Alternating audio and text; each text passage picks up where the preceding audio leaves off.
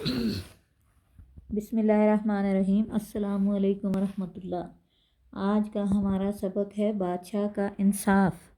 شیخ Saadi رحمۃ اللہ علیہ فرماتے ہیں، ایک بادشاہ کو ایسی خطرناک بیماری لاحق ہو گئی جس کا ذکر نہیں کیا جا سکتا۔ یونانی حکماء نے اس بیماری کا علاج یہ بتایا کہ کوئی ایسا شخص مل جائے جو بادشاہ جیسی صفات رکھتا ہو اور اس کی عادات و اطوار بادشاہ سے ملتی ہوں۔ بادشاہ نے ایسے شخص کی تلاش کا حکم دے دیا اور پھر کافی تلاش کے بعد ایک ذمہ دار کا بیٹا مل گیا جو یونانی حکماء کا بات پر پورا اترتا تھا۔ بادشاہ نے اس لڑکے کے والدین کو مال و دولت دے کر اس بات پر راضی کر لیا کہ وہ اپنے بیٹے کی قربانی دے دیں۔ قاضی نے فتویٰ جاری کر دیا، بادشاہ کی جان بچانے کے لیے رعایا میں سے اگر کسی ایک کا خون بہا دیا جائے تو یہ جائز ہوگا۔ جلاد نے قتل کا ارادہ کیا تو لڑکے نے آسمان کی جانب منہ کر کے کیا اور مسکرایا۔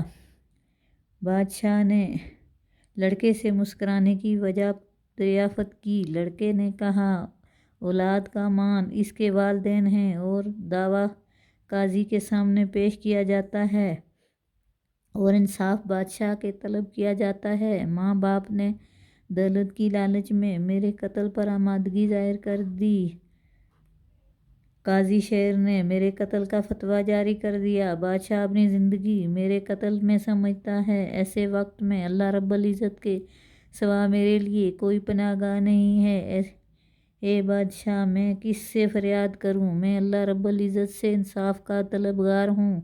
بادشاہ نے اس لڑکے کی بات سنی تو رو پڑا اور کہنے لگا، میں خواہ مر جاؤں یا زندہ رہوں، میرے نزدیک اس بے گناہ کے قتل سے میرا مر جانا بہتر ہے۔ پھر بادشاہ نے آگے بڑھ کر اس لڑکے کا سر چوما اور اسے سینہ سے لگا لیا۔ اللہ رب العزت کی قدرت! وہ بادشاہ ایک ہفتے میں تندرست ہو گیا۔ ہاتھی والے نے دریائے نیل کے کنارے کھڑے ہو کر کہا، اگر تو اپنے پاؤں تلے چونٹی کا حال جاننا چاہتا ہے تو وہ ایسے ہی ہے جیسے تیرا حال دریائے نیل کے سامنے ہے۔